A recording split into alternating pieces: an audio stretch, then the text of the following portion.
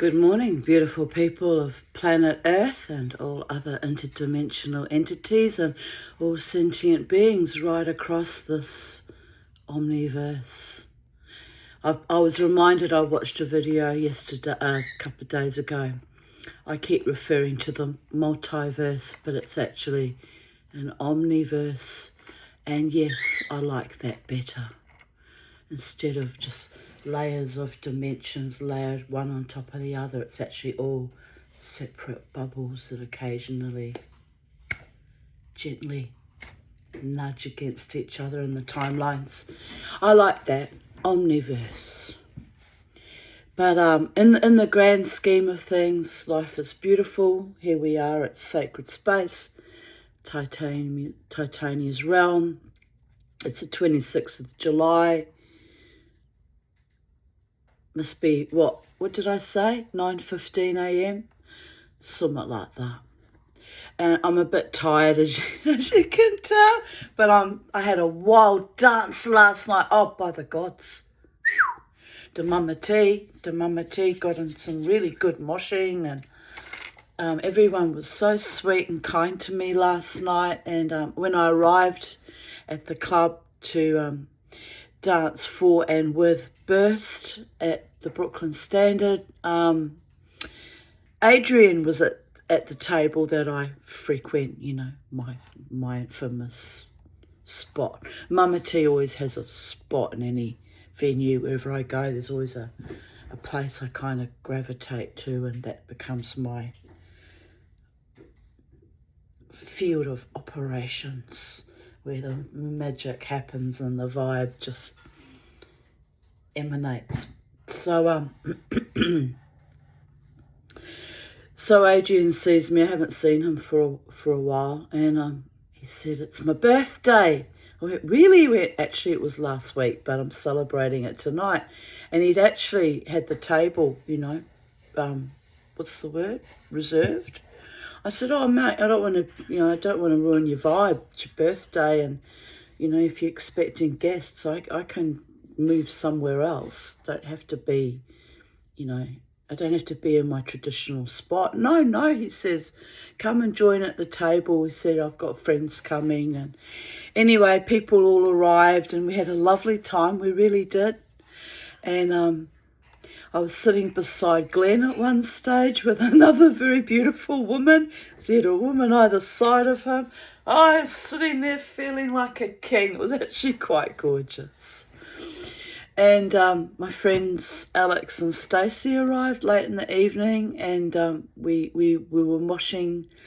Alex has got very long blonde hair, longer than mine. To be honest, I don't do envy or covetousness. It's an ugly emotion. But he's got the most beautiful long hair. I'm trying to grow my hair long, and you know, my hairdresser keeps it round about this length because I think it breaks off. Because I've got shitty hair along with all the other issues I have in life. Oh, smallest violin. But anyway, so I really love Alex's beautiful blonde hair. And when he moshes and throws his hair right down in front of him, like a real shaman he was. He had a whole face covered. You couldn't see his face. And I'd been, you know, doing the same with my hair. And at the end of the night, he pointed to me, you know, and I pointed back, and his partner nodded and smiled. Oh, they're lovely to me, those two. They really are. I want to cry, you know, because I don't really have family anymore, real family. I mean, don't get me wrong, I have my cousins in New Zealand, but I never see them. You know, both my daughters are estranged, and all that's left out of my core family is Jared and Lynn. But I'm going to see Jared tonight. I'm going to see Jared tonight in his new apartment at Waterford West, and then I'm going to go from there to Fitzy's to dance for Ramjet, because I'm in the area and why not? And I messaged Jared. I said, I'm thinking about dancing on Saturday night, and I'll come and see you and see your new apartment. So yeah, that'll be lovely. Anyway, where was I? I was talking about Alex. Yes, Alex. So Alex points to me and I point back at him, and his hair was all... and he's so tall, and honestly, he could be my son. He could be my son. He's a gorgeous, gorgeous person. Very kind, friendly, affectionate person. Lovely soul. Alex, if you watch my videos, you and Stacey, you're both a lovely couple and you're a lovely soul. You really are. I do love you. I do. You're a sweet person. So, anyway, so this was all delivered non-verbally last night, you know. So he's still standing there, his hair's all over his face. I'm looking at it, you're a shaman. You closed off to the outer world in the shamanic way, usually done with special headdresses. And in Siberia they have special like beaded headdresses where they shield their eyes from ordinary reality. And so I just looked at him and I went over to him and I parted his hair so I could look into his eyes. We just parted his hair. It was like a veil of blonde, long blonde, heavy metal moshing hair. And he was all wild and I'm all wild. And we just looked into each other's eyes like this. And we smiled and we nodded. And then I was busting to pieces. I didn't even say anything verbally to him like good night or see you next time or anything. I just did that little gesture of parting his hair and smiling into his face. Oh, it was quite lovely. And he smiled back and Stacey smiled. She's used to my strange shamanic witchy ways by now. And then off I went to the ladies, which was full on, very crowded in there. Anyway, and then I just, did my usual thing, exited the building very discreetly. On my way out the door, I said goodbye to Tyrone. He said, get home safely, Tanya. I nodded. And always hopes to get home safely. So, but it's just the general feeling of being loved and seen and a bit cherished, it was just, So as a consequence of that, after doing my wild dance, Burst played my signature war cry song, Zombie, second last song. They saved it for the second last song, which is actually perfect because it gives me a chance to catch my breath and reintegrate before I head home. So we were flying on motion as hard as I could. The full 363 mosh to a certain sweet mofo that wanted to control my neck. And off we went. And then I looked up at one point midway through the song and Alex is beside me, much taller than I, so I'm actually looking up and he's doing the mosh too. And then Woody Woodman, the front man of Burst, he wasn't moshing because he's playing the guitar as hard as he can, but he's stomping and diving into it. And Dale McKay, the bass guitar, he's into it too. And the drummer, it was a different drummer, it was Chris. Anyway, he's looking at me and it was just, you have these moments in the space-time continuum that are just divine. They're just God-sent divinity. And it's weird because it's heavy rock and it's a song about war and survival and fucking fighting your way back from the brink, am I right? But anyway, it's so meaningful to me because I've been doing it all my life, not lived through actual wars, but I've got the intergenerational trauma from both my parents. Actually, not just both my parents, but, my stepfather and all the other nudniks that came into my life, my mother's life. So I've got the second generation intergenerational trauma from my mother surviving the war in Nazi Germany and Kay surviving Middle Baldora and Dad surviving whatever the fuck he was surviving in his childhood. Oh, it's all madness. It's all complete madness. But there's just moments when you just, it's like, I can't describe it. You just connect. It's just like plugging into this seam of power flowing. And of course, when I'm manifesting power like that to the song Zombie, and it's flowing all around the room and everyone's just lit up and full of vitality, and they're just fighting back with me, fighting back from our own preternatural horrors and traumas and griefs and frustrations and disappointments and malignancies, and we're just, here we go, babies. Well, it's the purest magic there is, because you're putting into it your own physical energy core and joy and courage, and yes, it is almost orgasmic, but not really. It's not really a sexual thing. I usually describe it as reaching catharsis. Let's put it delicately. But watching everyone else around me last night reach catharsis, I wonder if they're conscious of that, of what's actually happening when we all build that energy up together, you know? It's an emanation. And in Kabbalah, it's the world of emanation is called Atzilut, and it trickles down to the lower world and lightens up, you know, enlightens and brings to the fore all the good of the world, all the embodiments, manifestations of the world down here in Malkut, the land of the world of 3D reality, of physicality, of manifestation. Because we're all manifestations, aren't we? In these physical bodies, in our minds, bodies, spirits, souls, complex. But yes, last night was very, very powerful indeed. So a big thank you to Adrian Ashford for including me in his birthday celebrations,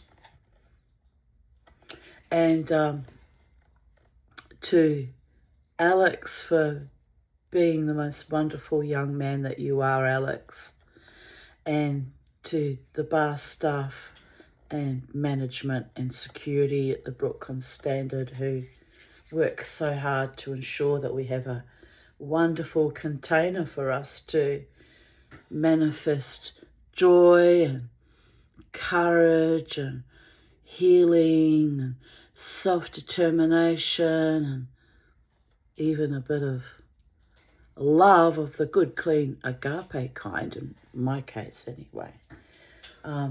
Someone, I won't say who, someone said to me last night, was a bit fucking borderline, quite frankly. I wasn't all that happy about it. Why are you sitting at this table with all these people who are on drugs? I said, what's it got to do with me, what they do, whether they're on drugs or not? I said, I'm not having no interest in drugs.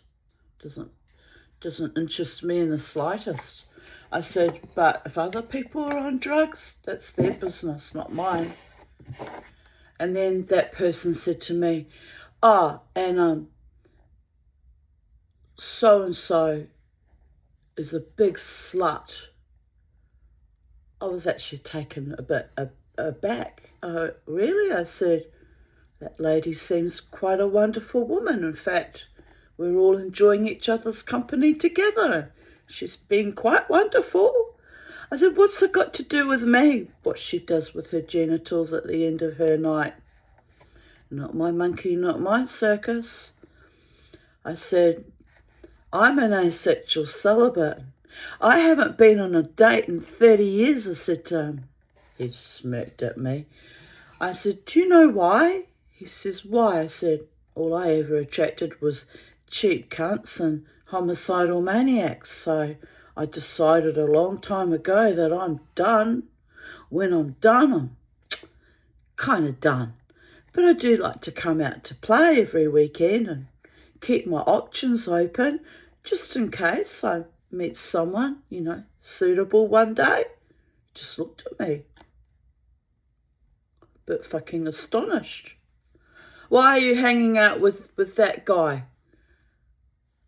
And I was like, that guy has only ever been kind to me and has never once even hit on me, even though he told me himself that he's a player. Oh. I don't know what all that was about, actually. I don't know what that's all about. Kind of button pushing to see what I'd say, honestly. I'm always going to tell you the truth, motherfuckers. You ask me something, you'll get the truth. I like that guy, I said. He's a wonderful man. What? He's my friend, but why do you think he's wonderful? I said, well, he's been lovely to me. Simple. It's actually that simple. I said, he's been nothing but kind and respectful to me at all times. I said, I'm the mama too. I'm everybody's mama, I said. Keep an eye out for all of you. Oh, he says. Oh. I don't know what that guy's up to, actually. Pushing my buttons. Telling me that everyone's on drugs. They didn't exactly make a secret of it. One of the beautiful women said to me, I'm going to the ladies. If anyone puts anything in my drink, can you tell them to double it up? And I need something tonight. I laughed. I said, I'll watch your drink for you, darling. No one's going to put anything in your drink. Oh, what a shame, she said. And I said, do you really need drugs to have a good time, darling? She said, yeah, I kind of do. Okay, I said, rolling my eyes. Honestly, the young people. But I used to be young, and quite frankly, when I was young, I probably needed drugs too, but it never entered my head to go there. Not till I was 40 did I have my first Nightella lie. I caught myself out there. Not till I was 38 did I have my first taste of cannabis.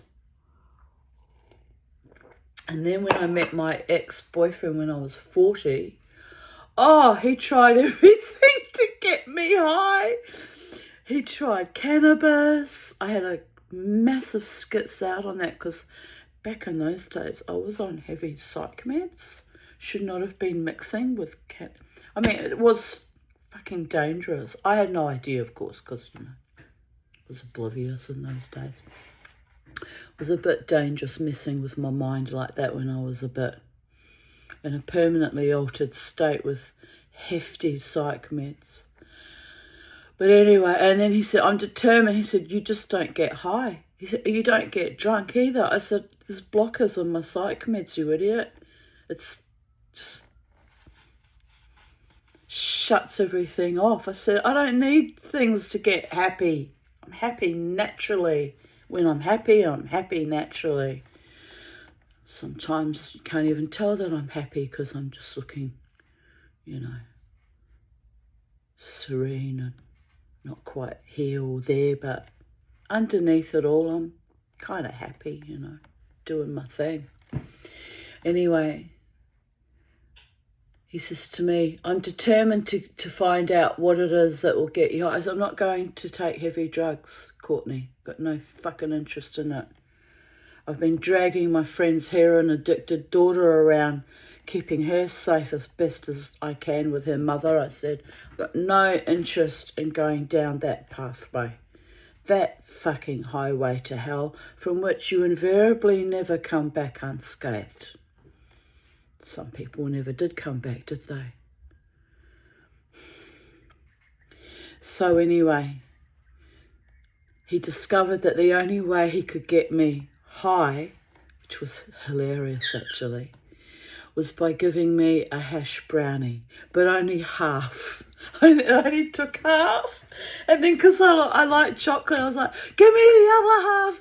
I need more chocolate. He went, it's not the fucking chocolate. It's the thing that I can't give you. I said, what? He said, it's the hash that's in that hash brownie. It's very, very strong. Lucky I only had half, because within half an hour I couldn't feel my fucking legs. I said, Courtney, I'm sitting on the couch. Courtney. Because he was off his nut on, his copious amounts of cannabis. Courtney, I said, he said, I've merged with the couch. I can't feel my legs. I've melted. I am one with the couch. I'm going, because then I start skitzing, right? I'm going to die. I've become one with this couch. The couch and I are melded. I'm melting. And I start freaking the fuck out. And because I've got very bad respiratory issues since childhood, so I could actually technically die. Because, hyperventilating, freaking out. I said, so I just sat there quietly, and after a while, I stopped breathing, because my breathing was just getting shallower and shallower and shallower, and I was just sitting there in this fucking, why am I telling YouTube this? Because it's a warning. Drugs are bad, okay? And don't be lured by your stupid boyfriends who are just dumb knuckled dragging fucking gronks that think it's funny to see what happens if get your girlfriend, who's normally a straight person, off her chops, right? He must have got something out of that. Don't know what he got out of it, but anyway. So after a while, he's looking at me, he says, you need to breathe, Tanya. What? I says, I am breathing. No, you haven't breathed for ages. You're turning a funny colour. Fuck, I said. And then I actually inhaled it. And then I was conscious that, I actually hadn't breathed. Mama T with her breathing issues. I woke up this morning with my CPAP mask, and it presses, I'm getting all these, you can't see it, but it's sort of bruising into my face. But look, it's working. 0.6. I only slept for 4 hours last night, but 0.6 events per hour.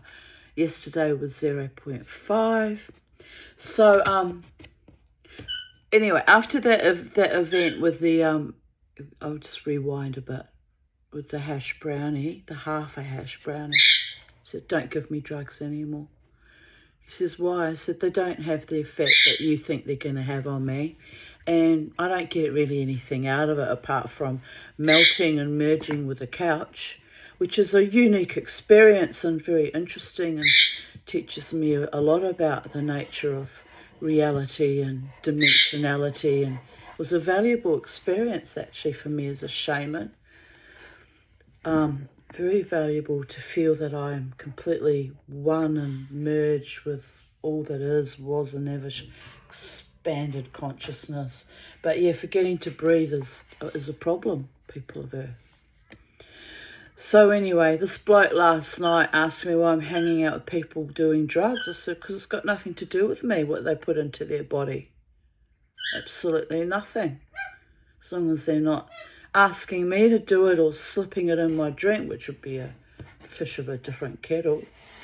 I'd go, well, I wouldn't go berserk, would I? Be knocked off my socks.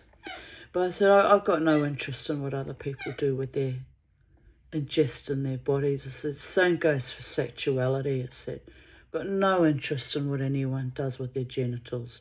I get very, very upset, as I discovered recently, when I'm in love with someone and they're cheating on me, but they weren't really cheating on me because we weren't really in a relationship. But it was just the humiliating me and being nasty and vicious just because he's got a new piece of flame chasing his ass. I mean, honestly, how fucking crass was that? But anyway, as I said to this bloke who will delightfully run it back, I said, I do get upset when I'm in love with someone and they cheat on me. It's very upsetting. I said, but if you're not involved with anyone, it's just someone you've met in the club for the first time, you're not invested emotionally in anyone, it's none of my business what anyone does with their genitals. That person looked at me like quite amazed, like it was a revelation. Yeah, it's no one's business. I find myself saying that quite often to people, you know. What you do with your vagina it's your vagina. What you do with your penis, it's your penis. It's the emotions that get messy attached to it when you know, have no sense of kind of morality, or you have no grounding or no compass to your own self. Know thyself is the highest philosophy there is. If you're just sharing yourself around willy-nilly, with everything and anyone, and you've got no respect for yourself and no respect for anyone else, well, darlings, it's a recipe for quite serious heartache and disaster down the track. But yeah, it was a strange conversation to be having with that man. I think he genuinely quite likes me, you know. So, you know, he's probably competing, but men compete with each other, you know. He's my mate. I'm thinking, if he's your mate, why are you running him down, asking me why I'm sitting at his table, his party, and enjoying everyone's company? Was he really saying that I'm not welcome? Probably that's what he was really saying. I don't give a flying fuck, because I'm there to dance, regardless. But I was made welcome, and I was included. So there is that, you know, had a lovely time. I really had a lovely time. Oh, and another acquaintance that I used to think of him as a friend, really an acquaintance, though, because it's been many years. Turned up that I used to dance with regularly at Irish Murphy's, like we're talking 12, 13 years ago. So it was nice to see him. I just nodded and said hello, and he said hello, but he kind of looked at me a bit funny. I thought, doesn't remember me, and I thought, doesn't matter. It's been so many years. But I used to dance often with him and his partner. We had some wild times dancing wildly in that pub, you know. And anyway, at the end of he left early before the end of the night. Left a bit earlier, but towards the end of the night, he slung his bag over his shoulder and put on his bikie jacket, and he nodded to me, and I nodded back, and that was very sweet too. Bit of an acknowledgement. But, who else did I meet last night? Trying to think. Oh, there was another fellow that kept coming. He looked a bit like my ex-husband when I first met him back in 1982. He had that, like, 1980s sort of haircut and sort of had his kind of embodiment. And every time I was at the bar, which was only 3 times, he'd come over. Are you behaving yourself? I said, is that your same line you try on every woman? Because you got to get some new material, mate. I said, I'm still behaving myself, as I do. And he went, oh, but you're in the corner. Are you behaving yourself in the corner? I said, nobody puts baby in the corner. And then I walked off. But honestly, he was a nice enough fellow, but he just triggered me because he looked too much like my former husband. And are you behaving yourself? Why would I behave myself? I'm out to have a lovely time, and I do behave myself, actually. I do behave. I'm very well behaved. Oh, my goodness. I'm so well behaved, I'm just about to get a bloody Academy Award for most pristine, non-participating character there is. Being bam boom, baby. But I'd hate to be an NPC, you understand. We must not be an NPC. We must be fully awake and aware within our consciousness and meridians. So anyway, the moral of that story is I had a good time. Happy birthday, Adrian. And thank you to the Brooklyn Standard and Burst for co-creating the magic last night. Thank you to my friend Alex, who dances wildly beside me, and together we're like two wild Viking berserkers, and I love it. I love it so much. To you, my darling. And yes, thank you to the lovely women that came and chatted to me. And no, we are not sluts. And even if we were, not my monkey, not my circus. And on that note, I shall continue reading from The Mythic Journey.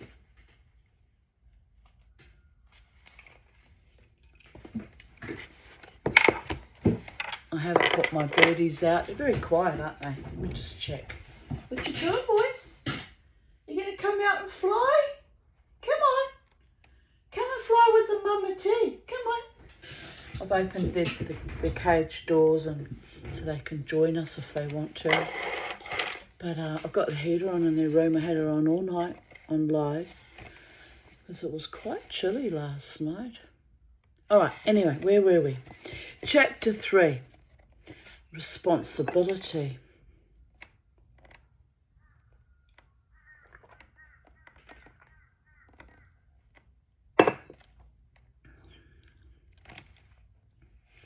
Worldly achievement involves not only risks and rewards, but also responsibility of an inner as well as an outer kind.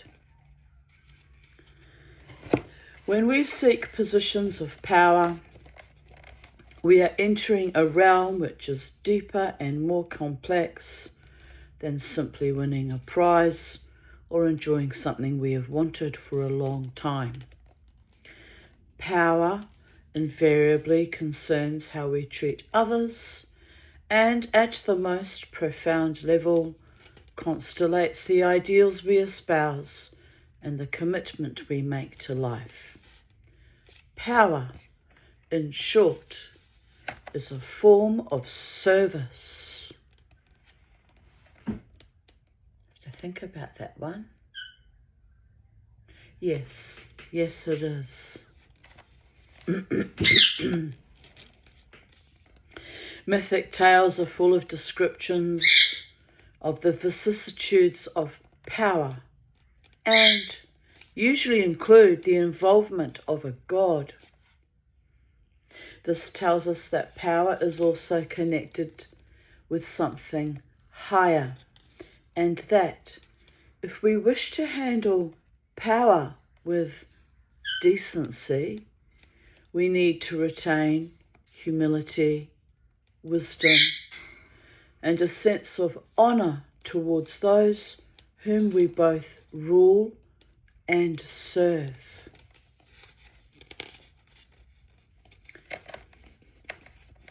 King Minos and the bull, handling power with integrity. This famous Greek myth illustrates vividly what can happen when promises to the gods are not honoured and power is handled irresponsibly. We are told that power corrupts, but what is the nature of that corruption? Here we see its deepest side when corruption afflicts those in power. The choices Minos makes and the consequences he invokes reveal the profound importance of maintaining loyalty towards the higher cause one serves. Bit of blurred vision there. I'm very tired. 4 hours sleep is not enough for me, people of Earth. But I had 11 hours the day before. I should be all right. But I did the wild mosh. I danced and danced and danced. It was a lot. But you know what? I'm a short, fat hobbit, and I need to dance more, get the old body back into some sort of control, because I've been carbociding, lots and lots of chocolate and naughty, very naughty. Anyway, let us continue. Zeus, king of heaven, saw the beautiful princess Europa and desired her. But the girl was not so easily seduced. So Zeus disguised himself as a pure white bull and carried her across the sea to the island of Crete. There he ravished her, but so great was her attraction that he returned again and again to visit her, which was not usual for this fickle god. In time Europa bore him 3 sons, Minos, Rhadamanthys, and Sarpedon.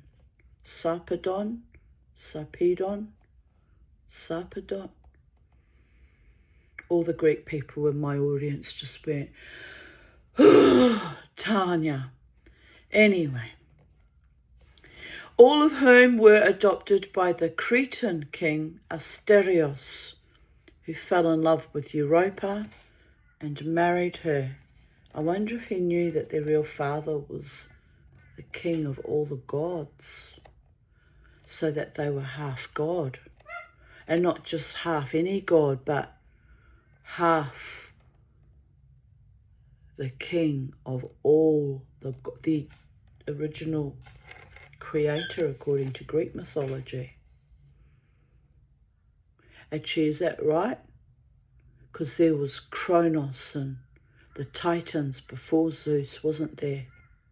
I don't know what I'm talking about. Slap me up the side of the head and start again. But I think, well, Zeus was the king of the gods and ruled from Mount Olympus. I'm trying to think who the original creator then was. Uranus? No. I'm going to have to Google it later. It's going to drive me mad not knowing.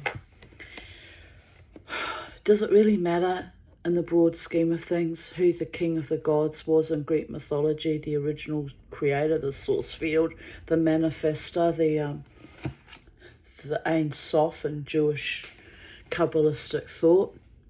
Does it really matter? Yes. Yes, it does. That energy matters greatly. We all matter, don't we? We all matter. When the boys grew up, there was an inevitable dispute over the succession to the throne after their adoptive father, Asterios, died. Minos, the eldest, settled the issue by praying to Poseidon, god of the sea, for a divine sign. It's interesting how they often pray to the god of the sea, isn't it? That is the power of the sea and the oceanic depths and the secrets that are held, the subterranean depths, the underworld, although the underworld is a separate thing. Hades is god of the underworld. But you know, that place of magic and mystery and the unknown was preserved and protected by Poseidon. Mama T. Mama T. I go to live in the real world in Brisbane, Australia, in my little cottage on my little sacred space garden, and the sun's shining beautifully. I'll have to take the boys out soon. Let them enjoy the day. Anyway, he settled the issue by praying to Poseidon, god of the sea, for a divine sign. Pardon me. I had chocolate brownies for breakfast. I know. I had them when I came home too. Carbosiding. Don't know what that's about. But anyway, I have to dance even harder now. Drive all that out of me. Oh, by the gods. It's a lot. Poseidon. I could be skinny if I didn't eat chocolate and lollies and sweets and hot chips and snacky things. I'd be a perfect size 10 or 12. But then I'd be all wrinkled and pruned up because all my skin. No, I got to stay fat for a reason. Fat is a feminist issue, people have heard. Oh, it's quite warm, boys. There's warmth from outside. Might turn the heat, just one moment. Turn the heater off now. We don't need that. Oh, joints. We don't need that heater on anymore. We don't. It's all quite wonderful. It's all quite wonderful, little boy. You want to come and see the mama? Ooh. All right.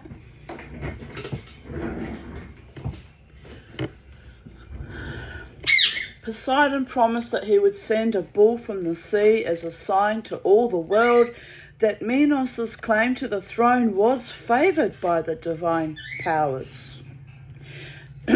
Minos in turn agreed to sacrifice this bull directly back to the god to affirm his loyalty to Poseidon and his recognition that his right to rule derived from the Lord of the ocean depths. Thus, Minos was to demonstrate to all and sundry that his power was not his alone and that he must use it responsibly. Poseidon was greatly angered when Minos cheated him of his promised sacrifice, and in punishment the god inflicted Minos' wife, Pasiphae, an irresistible desire to mate with the white bull. Oh, I can't think of anything worse. Oh. But anyway, the passions of Pasiphae, master of the Campana Cassoni, flourished circa 1510. It's an interesting painting. A very interesting painting. Right.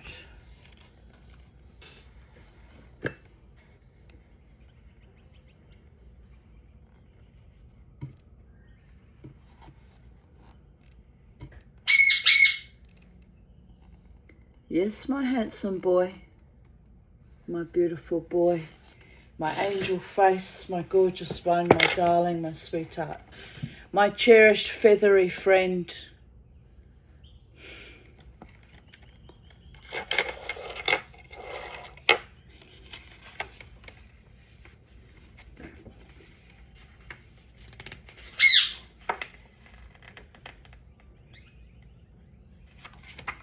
Poseidon kept his side of the bargain, and a most magnificent white bull duly rose from the waves.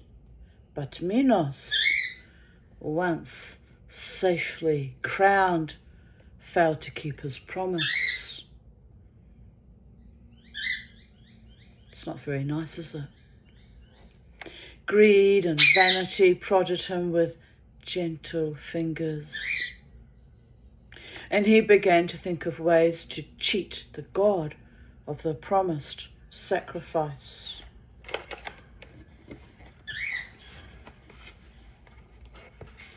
He thought the bull so wondrous that it was a pity to kill it. He wished to keep it in his herd and breed from such a fabulous beast rather than wasting it on the sacrificial altar. So he substituted his second best bull and sacrificed that to the god instead. This proved a very costly error in judgment, for the god was sorely angered.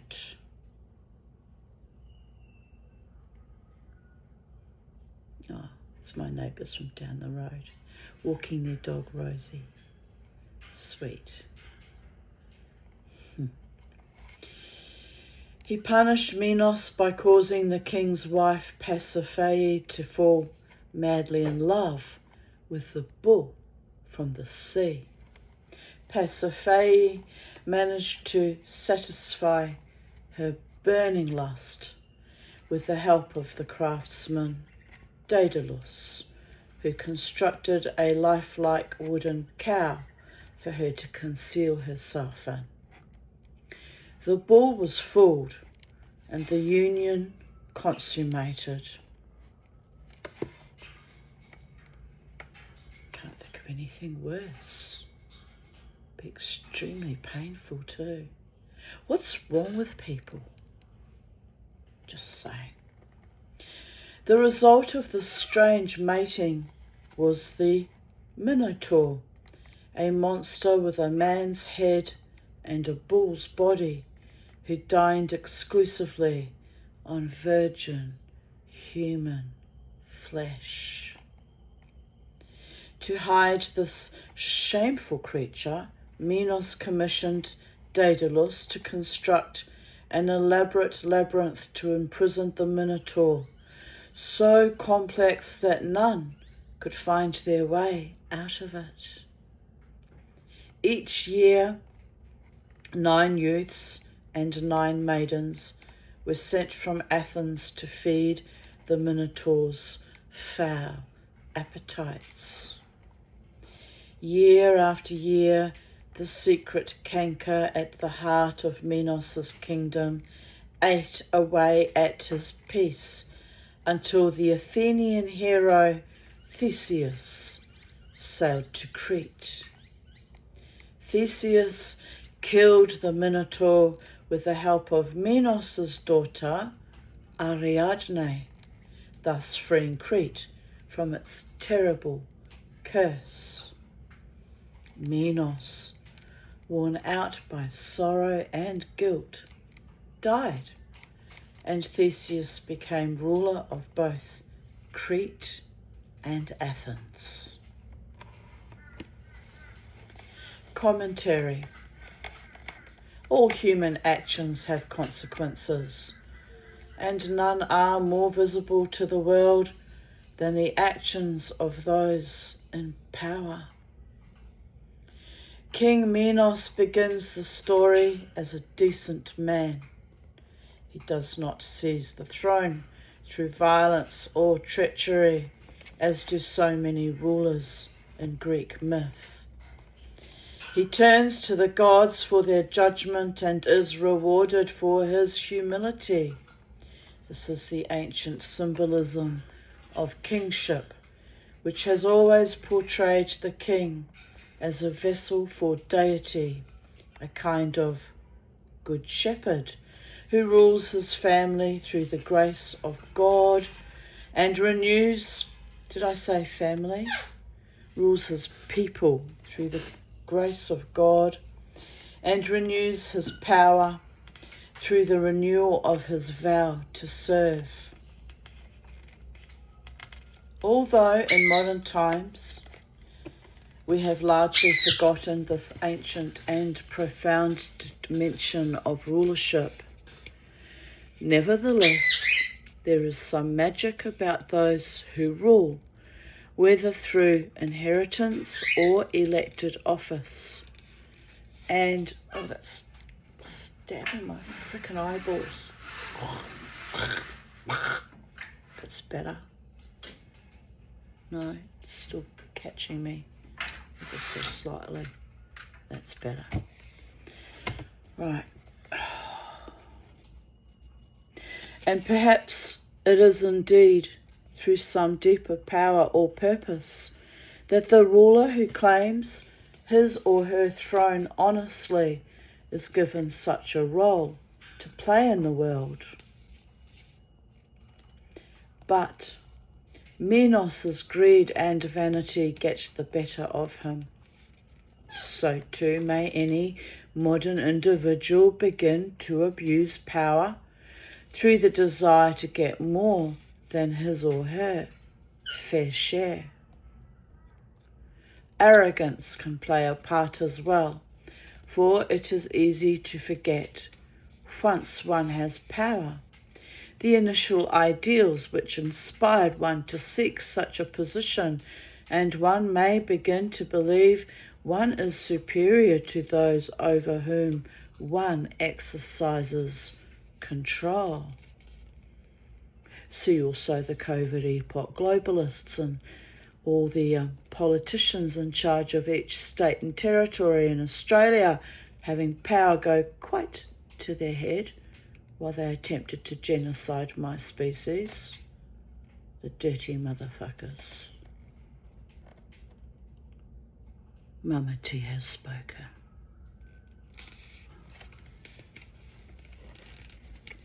History is full of examples of the sad fates of those who forgot to whom or what they owed their power.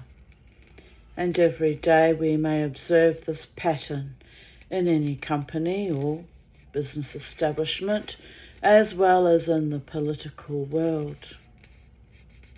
Poseidon, Lord of the Sea, had been willing to help Minos get his crown, provided Minos publicly honoured the god. But Minos, like so many of us, was not content once he had got what he wanted. He thought he would go for a bit more and made the fatal mistake of treating the god like a fool. Naturally, the god was enraged, although in this sophisticated modern world, we may no longer believe in divine justice. Life has a strange way, sooner or later, of presenting us with the consequences of our actions. As that person was glibly pointing out to me last night, you are who you associate with, the 5 people you associate with. I just nodded. I'm a free spirit and a free woman. I come and go as I please, like the wind, but like the song Rhiannon, am I right? And I dance with or beside whoever chooses to dance with me, and I speak to and I associate with whomever treats me with nobility and kindness. I answer to no man, woman or child on who I associate with. And indeed, the gods bring me those who, need comfort or some witticism or some wisdom from time to time. So it's not for me to decide who is worthy or unworthy and who is deserving or undeserving of my attention. Unless they behave in a dishonouring, disrespectful, obnoxious way, then I will withhold my attentions for obvious reasons, safety and discernment.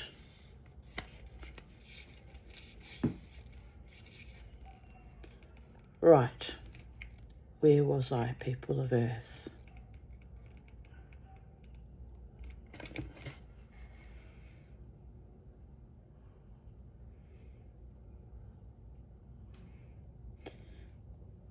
The Minotaur is a savage image of something blind, bestial, and ruthless, which lies at the heart of Minos' kingdom, and therefore at the heart of the king himself. This monster is a powerful portrayal of the process of corruption and the transformation of a human soul into something less than human. It can happen, people of Earth. Dementia, too many drugs, choosing to do too much evil to friends, family, community, catches up with you in the end. The rot always sits underneath, as they described earlier, like a canker which eventually has to be killed or rooted out or somehow cleansed and purged. Too much rot, and it might be too little, too late. So in a way, that person was a black mirror reminding me, use discernment, Tanya. Choose carefully. Wow. Envy and rivalry is a thing with men, as I said. Sexual competition. I reminded him that I had been off the dating game now for 30 years because no one actually took the time to actually treat me properly and date me. So that I'm well past that stage now. The joys of being an older woman and having outlived most of your enemies means you don't suffer fools too easily. And it is what it is, people of Earth. The right man for me will treat me with kindness and honour to my face and behind my back, always, morning, noon and night. But it's a strange world, this post-COVIDian epoch that I find myself existing in. It's very, very strange. There be minotaurs everywhere.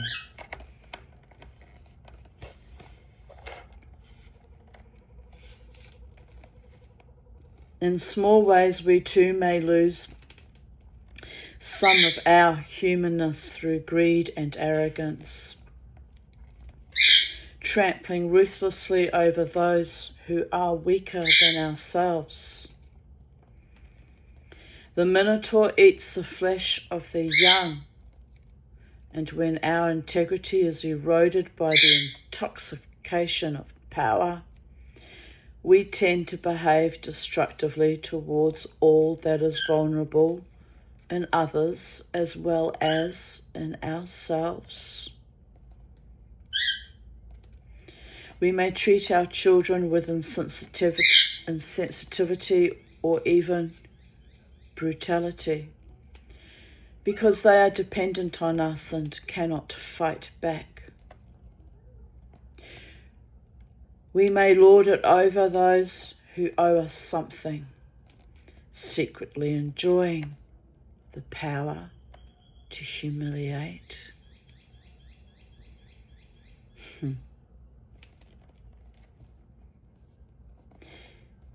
I owe no man, woman or child anything, so humiliate me. You will do that only once, motherfuckers.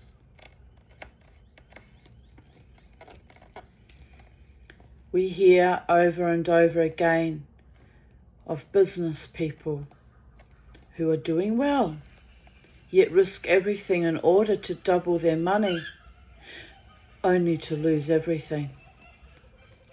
And there are those who are tempted into doing something disreputable dishonourable, or injurious to others, for the glittering reward at the end. Like a certain Labour Party member of Parliament had the nerve to come to my gate. I said, "Get off the sacred space land. You're not welcome here. You participated in the poisoning of my species."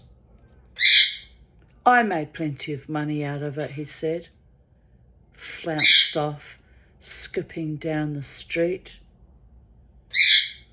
The most profound evil. This is what we're up against, people of Earth. Our governments really did mean to kill us. It wasn't an accident.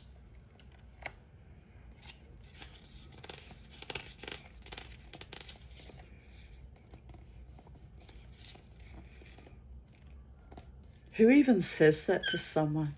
I made plenty of money out of it. Who even actually mouths those words to someone who's told you to get away from their gate because you're a genocider? It's astonishing. I sat there. I had to sit down. I went inside my house. I actually had to sit down. I thought, am I on drugs right now? Which I'm not, people of Earth. I haven't dabbled in that for many, many years. Over 15 years. By the gods. But it's, the CERN, the Hadron Particle Collider, it's like reality has just been inverted, completely inverted and perverted. Our leaders are just greedy and corrupt and murderous. It's astonishing, astonishing, astonishing. Yes, Comey, it's astonishing. But anyway, on we go and on we go. Surviving and thriving and speaking our truth and holding our truth and living our truth and being our truth and even dancing our truth.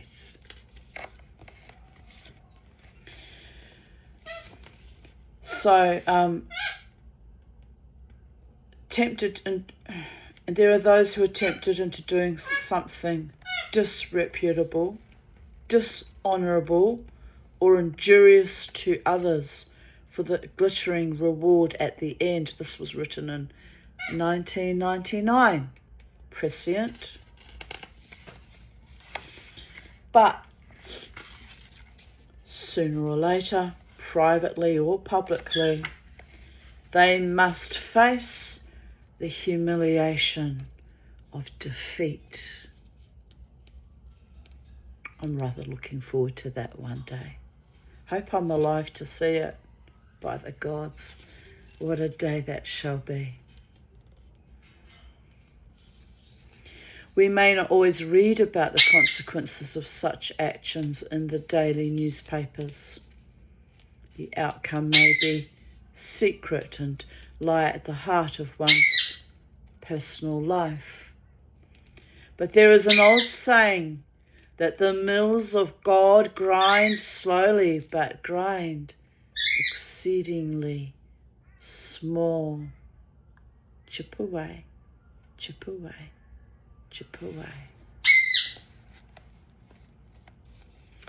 The story of Minos teaches us that handling power with integrity is not simply something we do publicly to impress others.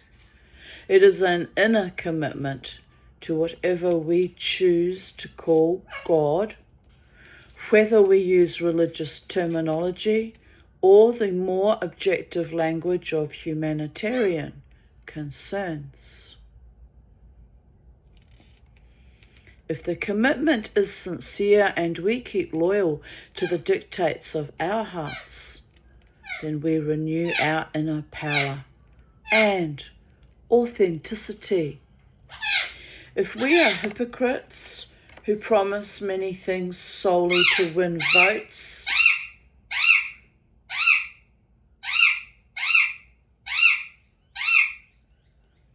We may fool some, but we cannot fool our own souls, and we will be left discomforted, unhappy, and plagued by our consciences. That creature had no conscience, though. Oh, it was completely ruthless and foul. There's a photo of me sitting with him. I went to he invited me years before COVID came along. He was trying to lure me and groom me into getting involved with the Labour Party. Or I don't know what that was about, actually. It's a bit odd. Still don't know what that was about. There's a fucking photo of me sitting there. He'd invited me to some domestic violence afternoon tea or something, and just was an excuse to meet me and eyeball me face to face. So I dressed in my top hat and my Maggie Shepherd outfit, because I knew I was being groomed and lured in. I already knew that. Not stupid. And he sat too close to me and pressed his knee against my knee. A married man, mind you. So I'm smiling to the camera like this. Secretly, I killed him in my head, by the way. I knew then he was an ass. Who does that? Invites a woman to a domestic violence afternoon tea and then is overly familiar with her in front of all the people there. And I knew no one. It was really a bit fucking creepy and inappropriate, quite frankly. Anyway, never did I involve myself with him again.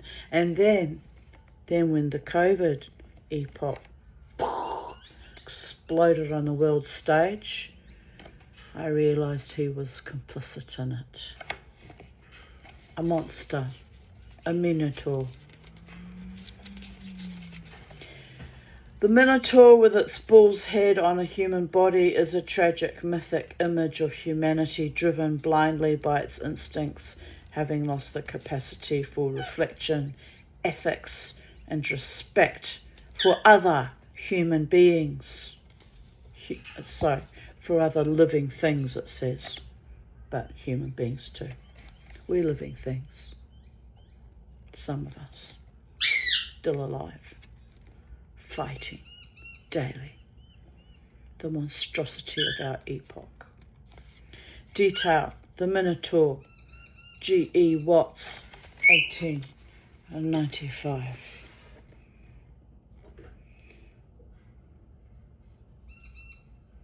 Dear Goddess.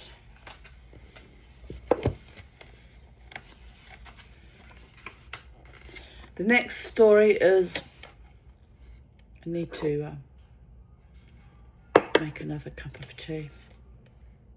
Bit dry. How long is this story? I can hold. I can wait. King Arthur's peacetime army.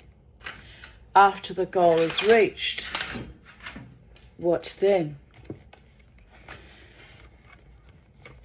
This little tale from the Arthurian legends, although it contains mainly a dialogue between King Arthur and his queen and offers us little action, provides a profound commentary on human nature. In particular, it reveals very succinctly what so often happens when we have finally got where we want to be and discover that it is struggle, not satiation, which hones and sharpens our characters and our hearts. You know, that's kind of true. Fighting daily, as I've done all my life, has been rather character building. By the gods, I'm tired some days though. Really tired. I'm tired of the evil and the treachery and the falseness and the fakeness and the not being able to trust in our government leaders and not being able to trust sometimes our own selves. Am I right? Well, know thyself. The more you know yourself, the more you'll develop trust in yourself, and the more you'll be guided by the gods. Right. After many long and turbulent years, King Arthur had achieved peace. Through nobility, good fortune, and force of arms, he had destroyed or made peace with all his enemies, both inside his realm and beyond, and had established throughout Britain his right to rule.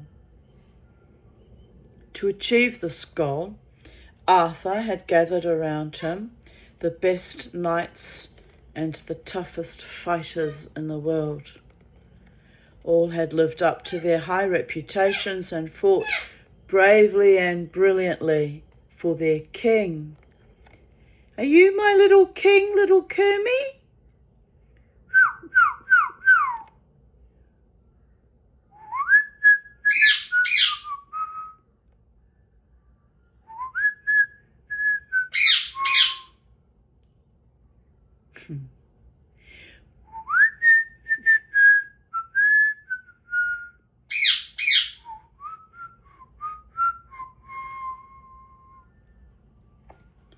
Right.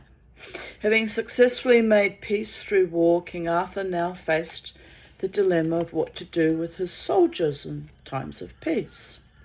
He could not entirely disband his army in a world where violence may have abated for a time, but still slept uneasily, ready to be awakened.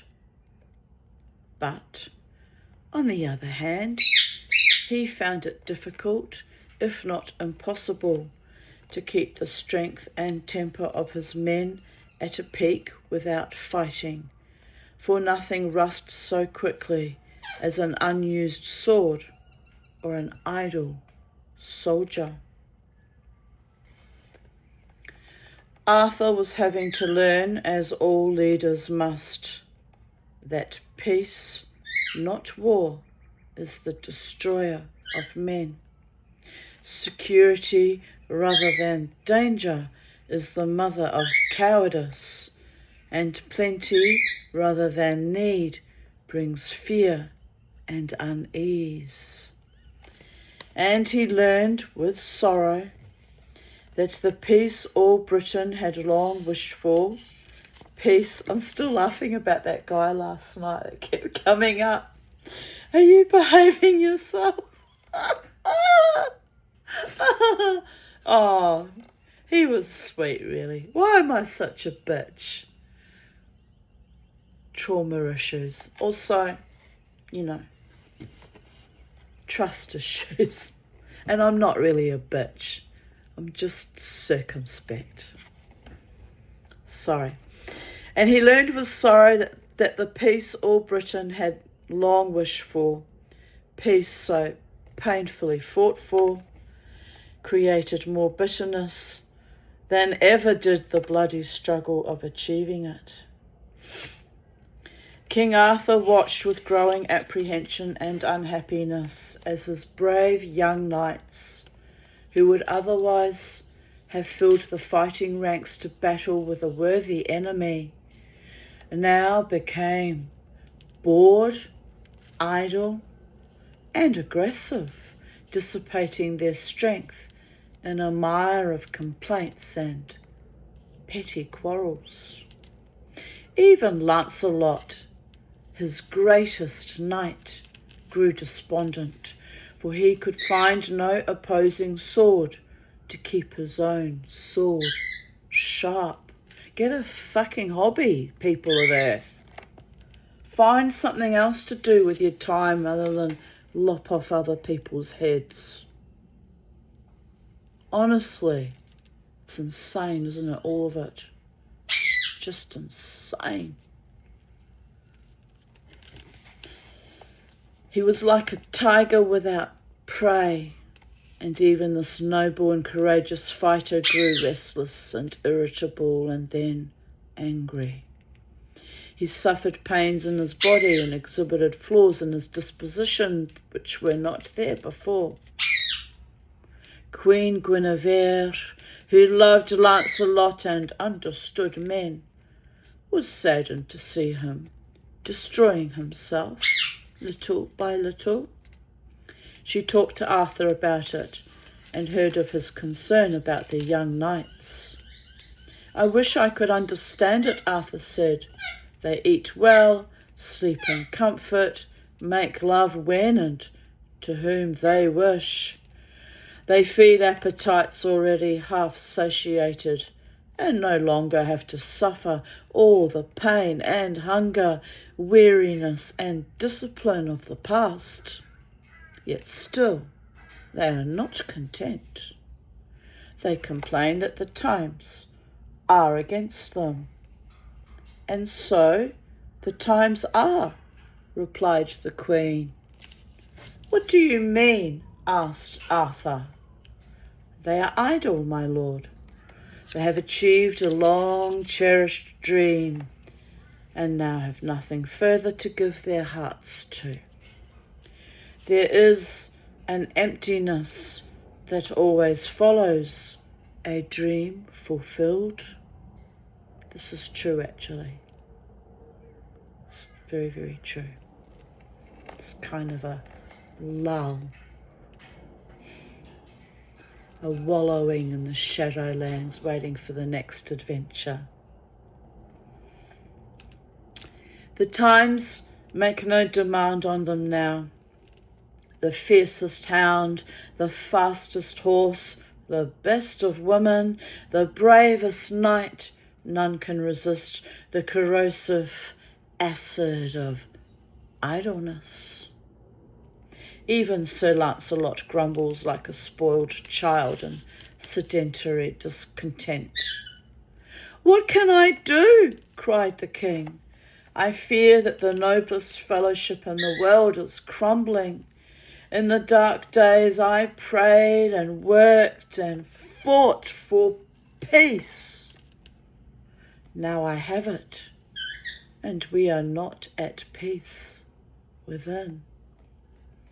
Sometimes I find myself wishing for war to solve my difficulties. You are not the first ruler to think thus, nor will you be the last, said Queen Guinevere. We have general peace, it is true, but as a healthy man has small pains to plague him just a little, so is peace a tapestry of small wars. There are tiny wars occurring all around us. A man batters his neighbour's head in over a lost cow. It's a bit extreme. And a woman poisons her neighbour because she has a fairer face. Also a bit extreme. Then a family feud begins and continues for generations. Also extreme. These tiny wars are everywhere, always too small for an army, yet always too big for any one person to set right. What the knights need is a quest. Are you on a quest, little Kermy boy? The turkey's outside looking for you. But I think the weather's on the turn. It was looking beautiful before, but now I think we're going to get rain.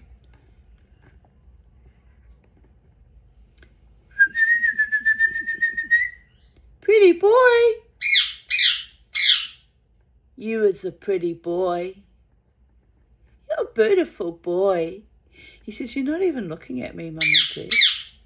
I am. I'm looking at you through the viewfinder of my video on my iPhone. She says, it's not real attention, Mama T. All I see is the back of your head. He's got a point. He's got a point there. Right, where were we? But the young knights laugh at old-fashioned questing, and the old knights have seen real war.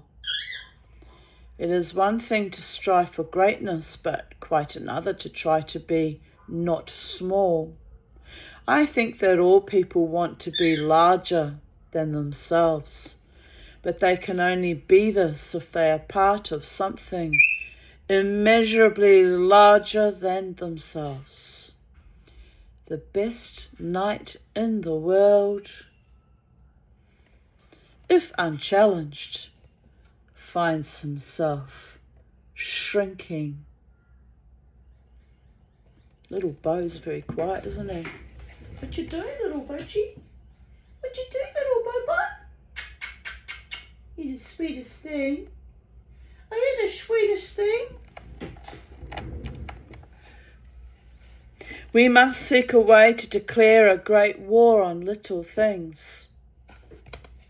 We must discover those banners under which small evils enlist to feed a great invisible wrong, the small evils which break out in every community.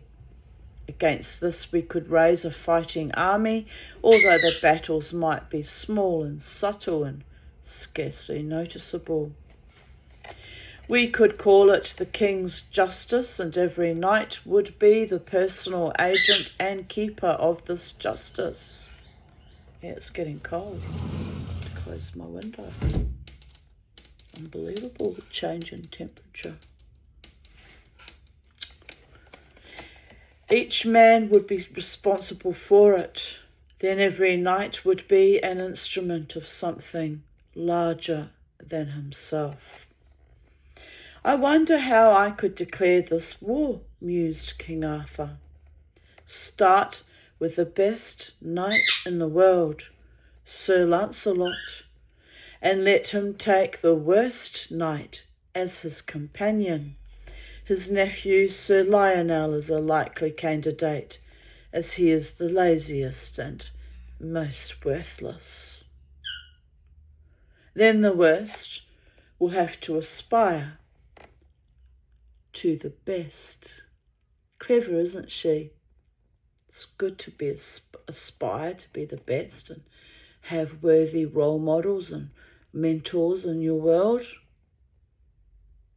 Worthy and noble and kind and compassionate and honouring and guiding and inspiring.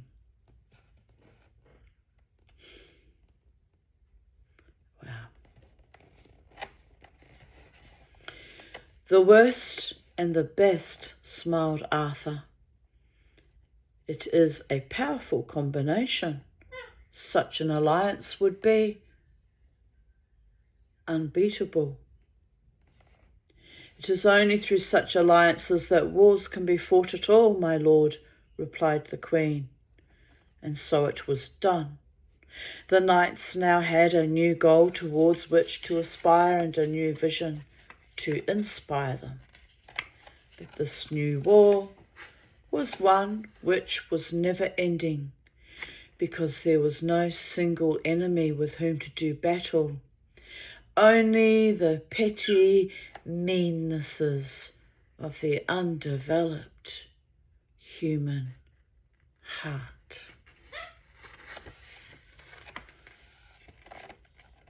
Knights of the Round Table from History of the Holy Grail, 15th century. The Knights of the Round Table swore an oath to keep the laws, to use violence only with good purpose, to be merciful, to protect the weak, and never to fight an unjust cause or injure others for personal gain.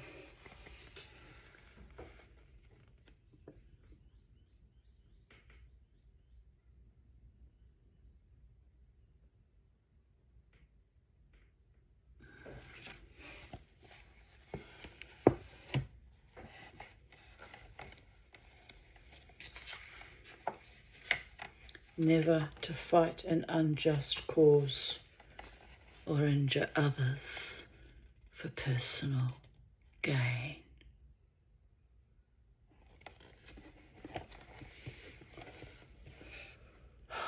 I'm so grateful I read this book back in 1999 and it was seeded in my subconscious so that when 2020 came I was well awake and aware and conscious of the brainwashing and the ignominy and the evil that was going on. Commentary. The aftermath of great achievement is often a profound depression. True.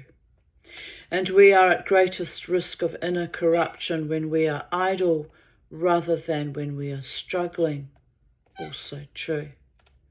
This is the deep but unwelcome truth which Arthur discovers and which Guinevere, already cauterized by her forbidden love for Lancelot, has the insight to foresee. When we have longed to reach a goal for many years and finally get there after many battles and hardships, we expect to feel content, fulfilled, and at peace. Yet, all too often, the opposite happens, and we cannot understand why. Having climbed to the top of the mountain, the vista seems only grey, bleak, and without hope. Whether it is a position of worldly responsibility or the acquisition of material objects, so many of us are driven, or so we believe, by the need to have something, to win something, to gain something. Yet this tale reveals a secret about the human heart. It is not the prize, but the struggle which makes us feel most alive and to which we offer our greatest love and commitment. And although we are reluctant to admit it, it is struggle which brings out the best in us. We may see this pattern in many highly successful people who have battled for many years to gain recognition or wealth and, having achieved it, begin to slide into emotional misery, physical illness, and what can best be described as a darkness of the soul.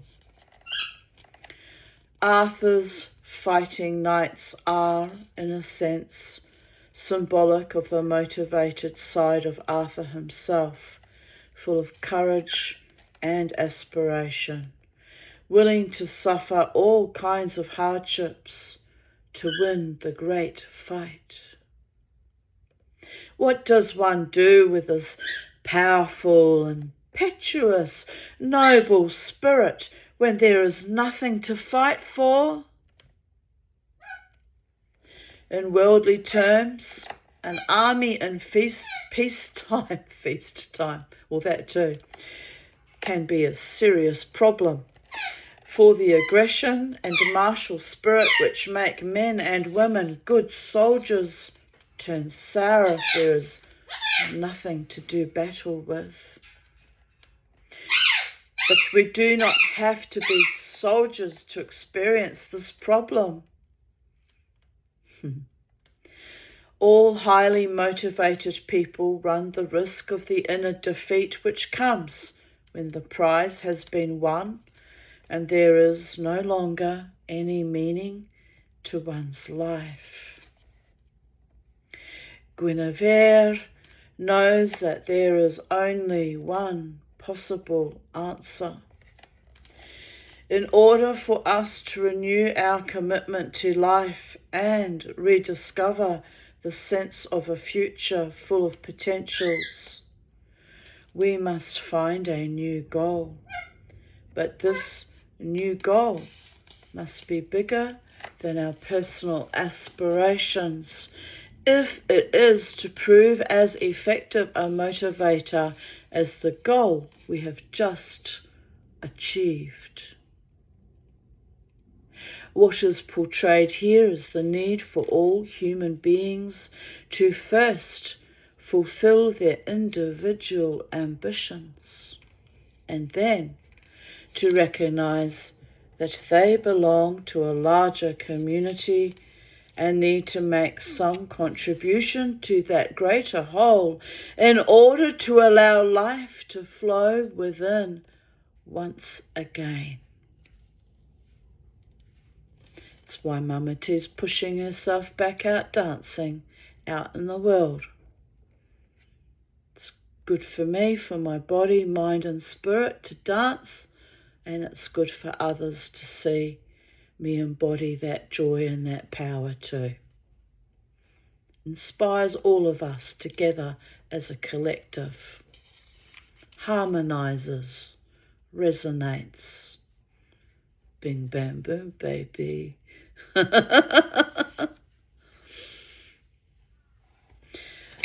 Arthur's peace comes when the king has arrived at middle age, and this involvement in the life of the larger world is perhaps a task which is best approached when we too have managed to win at least some of our personal battles and have already discovered our natures, resources and limitations through individual achievement. With power comes responsibility, and with achievement comes the need to turn within.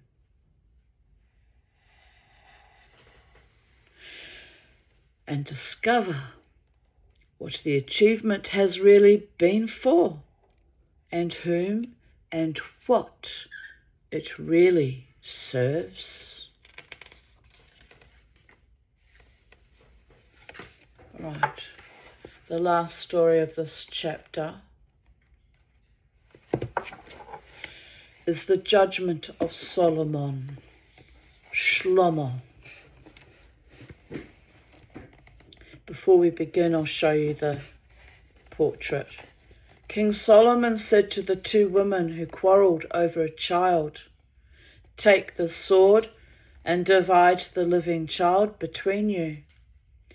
Thus, in his wisdom, he allowed the identity of the true mother to be revealed. The Judgment of Solomon, William Blake, 1757 to 1827.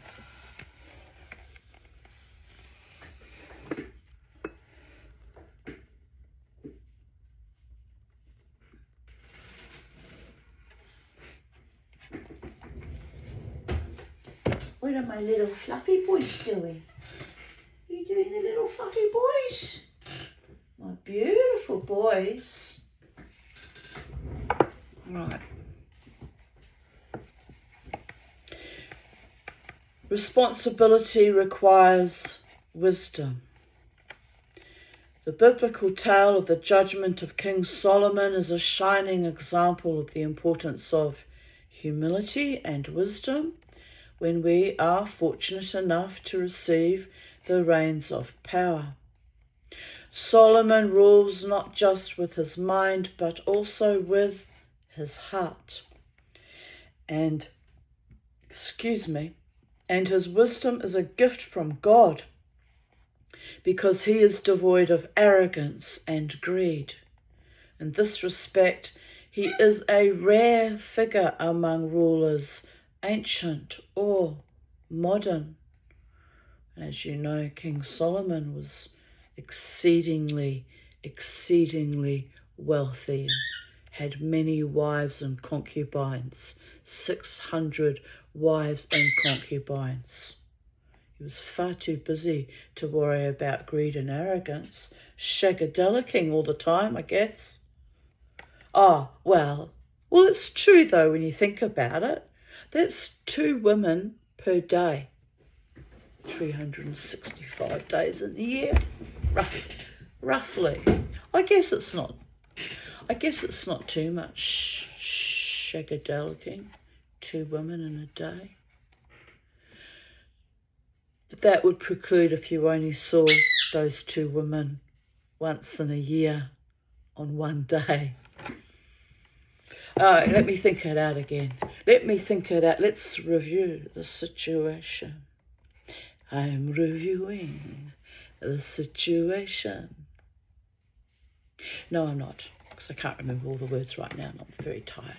I'm going to go back to bed after this because I won't be able to meet Jared and be coherent and then go dancing after if I don't sleep sometime today. By the gods and the goddess and the Holy One and all manifestations on this holy Shabbat.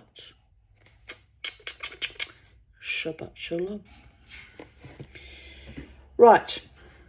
When his father, King David, died, Solomon became king over all Israel. And the Lord appeared to Solomon in a dream and said, "Ask what I shall give you." And King Solomon said, "You have showed your servant my father David great mercy. Now you have made me king, and I am but a little child. I know not how to go out or come in. Give me, therefore, an understanding heart to judge my people, that I may discern between good and bad."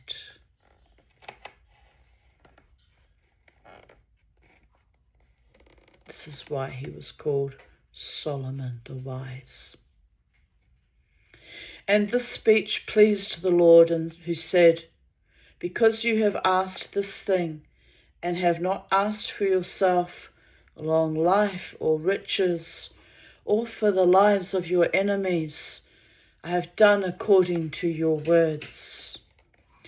I have given you a wise and understanding heart," which is one of the greatest gifts a person, but in particular a king, may have, may be ennobled by, may be guided by, may be lived with.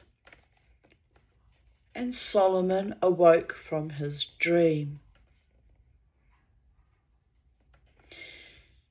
Then there came to him 2 women who were harlots and stood before him. And the first woman said, "O Lord, I and this woman dwell in one house, and I was delivered of a child in the house. And it came to pass on the 3rd day after I was delivered, this woman was delivered also.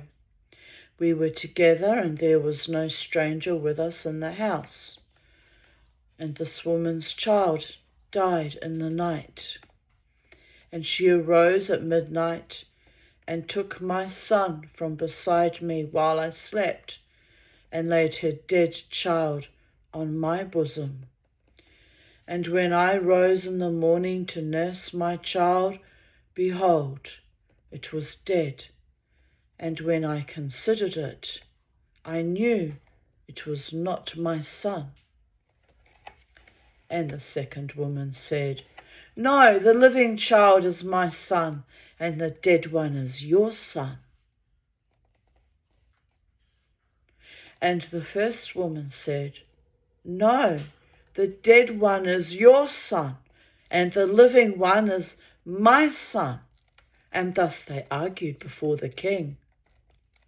Then Solomon said, "One of you says, 'This is my son that lives,' and the other says, 'No, it is my son that lives.' Bring me a sword." And they brought a sword before the king, and Solomon said, "Divide the living child in 2, and give half to one and half to the other." Then spoke the first woman, "O Lord, give her the living child, and in no wise slay it. I would rather it lived and was not mine, than that it was harmed." But the second woman said, "No, Let it be neither mine nor yours, but divided.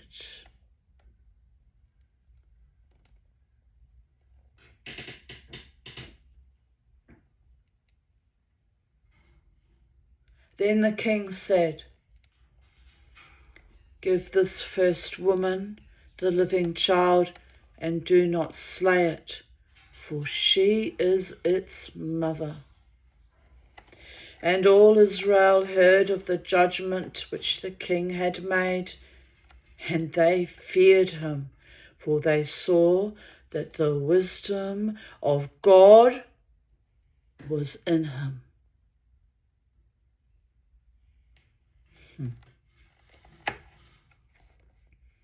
Commentary. Power, whether political, financial, social, or emotional, carries great responsibility, as the biblical story of Solomon tells us.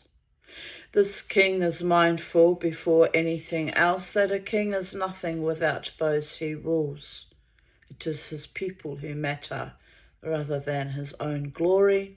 And so when God asks what gift he desires, he requests clear judgment so that he can rule his people wisely and well. Sadly, the humility which Solomon shows the moment he inherits the kingdom is lacking in so many individuals in positions of power, both in myth and in the real world. We might well ask what kind of world we might be living in if those whom we answer to had even a little of Solomon's wisdom indeed. The basis of Solomon's famous judgment is not about whether to declare war, whether to raise or lower interest rates, or whether to increase taxes. It circles around the unhappiness of two very ordinary women, one of whom has lost a child.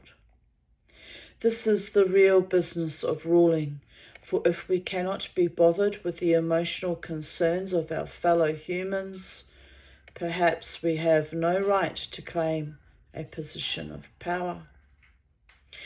It is often characteristic of high worldly positions that we are gradually cut off from the life flowing on around us, and can no longer understand the things which make other humans weep or laugh. Many an individual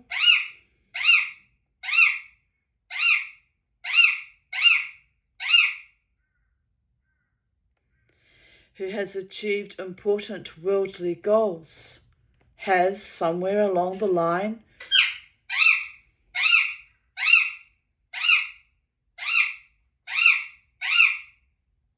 forgotten what it is like to worry about a child, to feel sad at the loss of a pet, or to smile at a beautiful sunset. Solomon's famous wisdom is based not on military might or monetary shrewdness, but on his understanding of love, for he can see clearly that the mother of the living child is the one who would rather give up the child than see it suffer. The world is not a perfect place, nor are human beings perfect.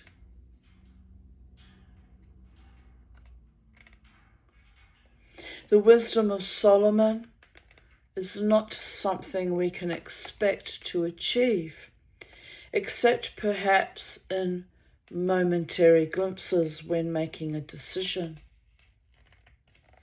We must try to remember what and whom we really serve when we claim the title of manager, director, member of parliament, chairperson, president, or prime minister. 1999. 21 years prior by the gods. Because of the deeper implications of Solomon's judgment, he wins the respect of all his people and is allowed to rule without rebellion or revolution. This stands as a clear message to those who have worked in positions of power and then feel threatened because they are afraid they will lose what they have gained. Unless power is tempered and perhaps even motivated by a spirit of humility and a genuine desire to serve, it may not last very long. Thus concludes today's offerings of even date, the 26th of July 2025. And today I wish happy birthday to my childhood friend Lynn Robertson. I don't think she watches my videos, but I'm putting it out there, baby girl. Out to you. Much love to you and fond memories of you being like a little, 4 years older sister to me. And I miss your mother greatly. She was a wonderful woman and the only real mother I ever had in my entire life, in this incarnation anyway. During my childhood, I've had many women come into my life who are nurturing and mothering, but closer to me in age. And one older, Muse, my mentor, Rosie Price, was very mothering and kind to me also. But